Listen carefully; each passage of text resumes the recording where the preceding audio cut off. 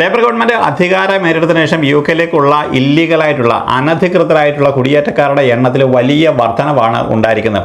ഓരോ ദിവസവും ചെറു ബോട്ടുകളിൽ നിന്ന് ധാരാളം ആൾക്കാരാണ് ഇപ്പോഴേ എത്തിക്കൊണ്ടിരിക്കുന്നത്. നമുക്കറിയാം, ഒരു ഇലക്ഷൻ റിസൾട്ട് വന്നപ്പോൾ തന്നെ ധാരാളം ആൾക്കാരായിരുന്നു ഈ ഒരു ബോർഡർ പ്രദേശങ്ങളിൽ കെട്ടിക്കിടന്നിരുന്നത്. ആ ആൾക്കാർ ചെറു ബോട്ടുകളിലായിട്ട് ഓരോ ദിവസവും ധാരാളമായിട്ട് ഇപ്പോഴേ യു കെയിലേക്ക് കടന്നു വരുന്നു.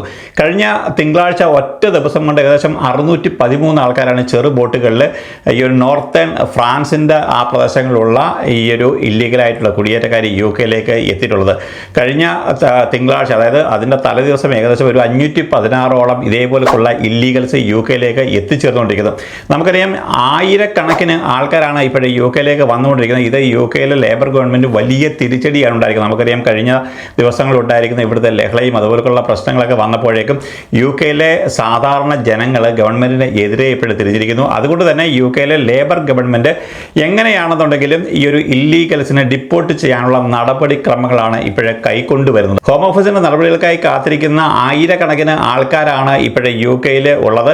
അങ്ങനെയുള്ള ആൾക്കാരുടെ ഈ ഒരു ഹോം ഓഫീസിൽ നിന്ന് വരുന്ന ഒരു റിസൾട്ട് വന്നതിന് ശേഷം അവരുടെ സ്വദേശങ്ങളിലേക്ക് നാട് കടത്താനായിട്ടാണ് ഗവൺമെൻറ് ഇപ്പോൾ തീരുമാനിച്ചത്. അതിന് വിദേശ രാജ്യങ്ങളിലേക്ക് ഇതേപോലെയുള്ള ഇല്ലീഗലായിട്ടുള്ള ആൾക്കാരെ കൊണ്ടുവന്നുള്ള വിമാനങ്ങൾ കൂടുതൽ തയ്യാറാക്കുമെന്നുള്ളൊരു വാർത്ത കൂടി ഇപ്പോഴേ പുറത്തു വന്നിരിക്കുന്നു. ലേബർ ഗവൺമെൻറ് അധികാരം ഏറ്റെടുത്തതിന് ശേഷം ഏകദേശം 6858 കുടിയേറ്റക്കാരാണ്, ഇല്ലീഗലായിട്ടുള്ള ആൾക്കാരാണ് യു കെയിലേക്ക് കടന്നു വന്നിരിക്കുന്നത്. ഈ ഓഗസ്റ്റ് മാസത്തിൻ്റെ അവസാനമായപ്പോഴേക്കും ഏകദേശം 20,433 ഇല്ലീഗൽസ് ആണ് ഇതുപോലുള്ള ചെറിയ ബോട്ടുകളിൽ യു കെയിൽ ഇതുവരെ എത്തിച്ചേർന്നിരിക്കുന്നത്. 2022 കണക്കുകൾ നമ്മൾ നോക്കുകയാണെങ്കിൽ ഏകദേശം ഒരു 25,065 പേരാണ് എത്തിച്ചേർന്നതെങ്കിൽ ഇപ്പോൾ ഓഗസ്റ്റ് മാസം എൻഡ് ആയപ്പോഴേക്കും ഏകദേശം അതിനോട് അടുത്ത് വന്നിരിക്കുന്നത്. ഇങ്ങനെ പോയി കഴിഞ്ഞാൽ ഏകദേശം 30,000 കടക്കാനുള്ള സാധ്യതകളാണ് ഇപ്പോഴത്തെ നിലനിൽക്കുന്നത്. അതുകൊണ്ട് തന്നെ യു കെ ഗവൺമെൻറ് ഡിപ്പോർട്ടേഷൻ ശക്തമാക്കുന്നതിൻ്റെ ഭാഗമായിട്ട് 100 ഇൻ്റലിജൻസ് ഓഫീസർമാരെ കൊണ്ട് ഇപ്പോൾ സ്പെഷ്യലായിട്ട് നിയമിച്ചിരിക്കുന്നു.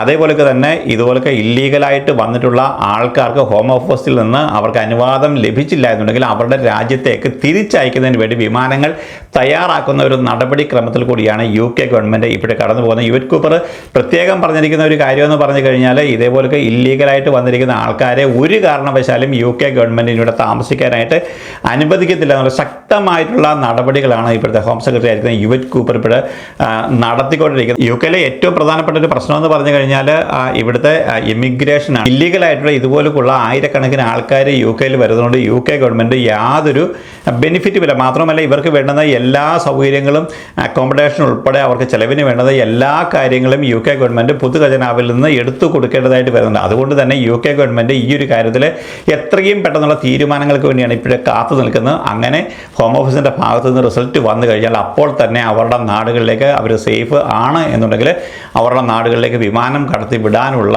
നടപടികൾക്കാണ് ഇപ്പോൾ ആരംഭം കുറിച്ചിരിക്കുന്നത്. അങ്ങനെ വന്നു കഴിഞ്ഞാൽ ഇല്ലീഗലായിട്ടുള്ള നമ്മുടെ ഇന്ത്യയിൽ നിന്ന് ഉൾപ്പെടെ വന്നിട്ടുള്ള ആൾക്കാർ നമ്മൾ നോക്കുമ്പോൾ ഇതേപോലെ യൂറോപ്യൻ കൺട്രികളിൽ നിന്ന് മാത്രമല്ല ഇന്ത്യയിൽ നിന്നും ബംഗ്ലാദേശിൽ നിന്നും പാകിസ്ഥാനിൽ നിന്നും ഉൾപ്പെടെയുള്ള ധാരാളം ആൾക്കാരാണ് യു കെയിൽ ഇല്ലീഗലായിട്ട് താമസിച്ചുകൊണ്ടിരിക്കുന്നത്. ബോട്ടുകളിൽ കടന്നു വന്നിട്ടുള്ള ആൾക്കാരല്ല.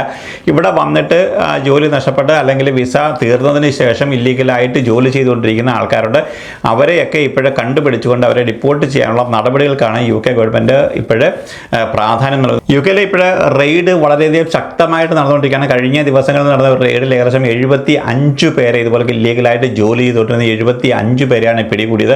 ഏകദേശം ഒരു 225 സ്ഥാപനങ്ങളിൽ നടത്തിയ ഈ റെയ്ഡുകളിൽ 122 സ്ഥാപനങ്ങൾക്കാണ് ഇപ്പോൾ യു കെയിലെ ഹോം ഓഫീസ് പിഴ കൊടുത്തിരിക്കുന്നത്. ഒരു സ്ഥാപനത്തിൽ നിന്ന് ഇപ്പോൾ ഒരു എംപ്ലോയിയെ ഇതുപോലുള്ള ഇല്ലീഗലായിട്ട് പിടിച്ചു കഴിഞ്ഞാൽ ആ സ്ഥാപനത്തിന് നൽകുന്ന പിഴ എന്ന് പറഞ്ഞു കഴിഞ്ഞാൽ 45,000 പൗണ്ടാണ്.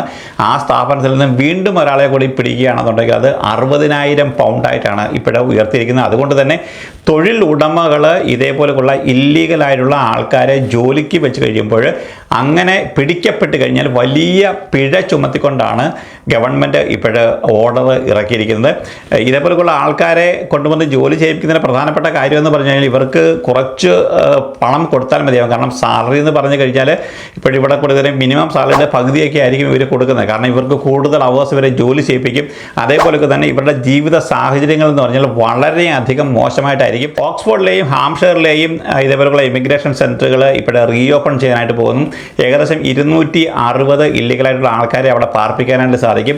അവരുടെ പ്രോസസ്സിങ് കടന്നു കഴിഞ്ഞാൽ അവർക്ക് ലീഗലായിട്ട് താമസിക്കാൻ പറ്റുന്നവർക്കാണെന്നുണ്ടെങ്കിൽ അവർക്ക് ലീഗലായിട്ട് താമസിക്കാൻ, ബാക്കി ആൾക്കാരെ എന്ന് പറഞ്ഞു കഴിഞ്ഞാൽ അവരുടെ രാജ്യങ്ങളിലേക്ക് വിമാനം കയറ്റി വിടുമെന്നുള്ള ആ ഒരു നടപടിയാണ് ഇപ്പോഴേ UK ഗവൺമെൻറ് നടത്തിക്കൊണ്ടിരിക്കുന്നത്. കാരണം കർശനമായിട്ടുള്ള ഡിപ്പോർട്ടേഷനാണ് ഇപ്പോഴേ UK ഗവൺമെൻറ് നടക്കുന്നത്. ഇപ്പോൾ ഏത് രാജ്യക്കാരനാണെന്ന് പറഞ്ഞു കഴിഞ്ഞാലും ഇവിടെ ഇല്ലീഗലായിട്ട് താമസിക്കുന്ന ഒരാളെ പിടിക്കപ്പെട്ട് കഴിഞ്ഞാൽ അവരുടെ നാട്ടിലേക്ക് കടത്തിവിടുമെന്നുള്ള കാര്യത്തിൽ ഇപ്പോഴും UK ഗവൺമെൻറ് ഉറച്ചു നിൽക്കുന്നു. ഇതിനിടയിൽ വന്നിരിക്കുന്ന ഏറ്റവും ആശ്വാസകരമായ ഒരു വാർത്ത എന്ന് പറഞ്ഞു കഴിഞ്ഞാൽ ഇവിടുത്തെ ഹൗസ് ബിൽഡിംഗ് ബൂം നിലനിർത്തുന്നതിന് വേണ്ടി സ്കിൽഡ് വർക്കേഴ്സിനെ, സ്കിൽഡ് മൈഗ്രൻസിനെ UKയിലേക്ക് കൊണ്ടുവരേണ്ട വിസ നൽകണമെന്ന് ഇവിടുത്തെ ഡെപ്യൂട്ടി PM അതുപോലെ തന്നെ secretary of state for housing മിനിസ്റ്ററുമായിരിക്കുന്ന ആഞ്ചലോ റെയ്നറിനോട് അഭ്യർത്ഥിച്ചിരിക്കുന്നു എന്നുള്ളൊരു കാര്യമാണ്. കാരണം UKയിലെ ഈ ഒരു ബിൽഡിംഗ് കൺസ്ട്രക്ഷൻ വർക്കുകൾ, അതായത് നമ്മളുടെ ഹൗസ് വീടുകൾ ഒക്കെ നിർമ്മിക്കുന്ന അതിനൊക്കെ വേണ്ടുന്ന സ്കിൽഡ് വർക്കേഴ്സിനെ UKയിലേക്ക്, അതായത് ഇതേപോലെയുള്ള എഞ്ചിനീയേഴ്സിനെയും അതുപോലെ തന്നെ പ്ലാസ്റ്റേഴ്സിനെയും അതേപോലെ തന്നെ ടൈൽ വർക്കർമാരെ അതുപോലെയുള്ള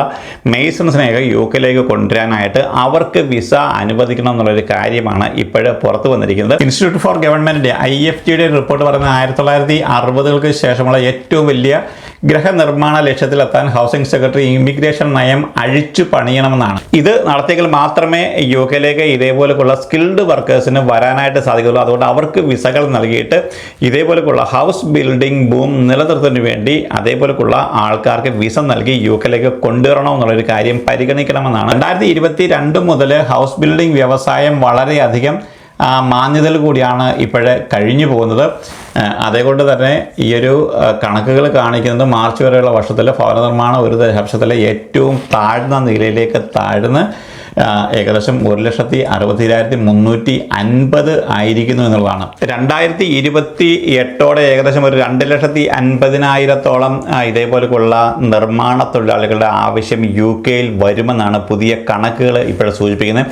അതുകൊണ്ട് തന്നെ ഇപ്പോഴും ഏറ്റവും ഷോർട്ടേജ് അനുഭവിക്കുന്ന ഒരു വിഭാഗമാണ് ഈ ഒരു കൺസ്ട്രക്ഷൻ മേഖല എന്ന് പറയുന്നത്. അപ്പോൾ അവിടേക്ക് വേണ്ടുന്ന ഇതേപോലെയുള്ള എൻജിനീയേഴ്സ്, അതുപോലെ തന്നെ സ്ലേറ്റേഴ്സ്, മെയ്സൺസ്, ടൈലേഴ്സ്, റൂഫേഴ്സ്, അപ്പോൾ ഇതുപോലുള്ള ആൾക്കാർക്ക് വിസ നൽകിക്കൊണ്ട് UKയിലേക്ക് അവരെ കൊണ്ടുവരുന്നതിന് ഒരു വലിയ രീതിയിൽ പരിഗണന ഇപ്പോൾ കൊടുത്തെങ്കിൽ മാത്രമേ ഈ ഒരു കൺസ്ട്രക്ഷൻ മേഖലയിൽ ഉണ്ടായിരിക്കുന്ന ആ ഒരു ഇടിവ് നികത്താനായിട്ട് ഇപ്പോഴും സാധിക്കത്തുള്ളൂ. അപ്പോൾ അതുകൊണ്ട് ഡെപ്യൂട്ടി പ്രൈം മിനിസ്റ്ററോട് ഇപ്പോഴും അഭ്യർത്ഥിച്ചിരിക്കുന്നത് ഇതേപോലെയുള്ള ആൾക്കാർക്ക് വിസ നൽകണമെന്നാണ്. അങ്ങനെ വിസ നൽകി കഴിഞ്ഞാൽ നമ്മുടെ നാട്ടിലും ധാരാളം ആൾക്കാർക്ക് ഇതേ രീതിയിലുള്ള വിസയിൽ UKയിലേക്ക് വരാനായിട്ട് സാധിക്കും.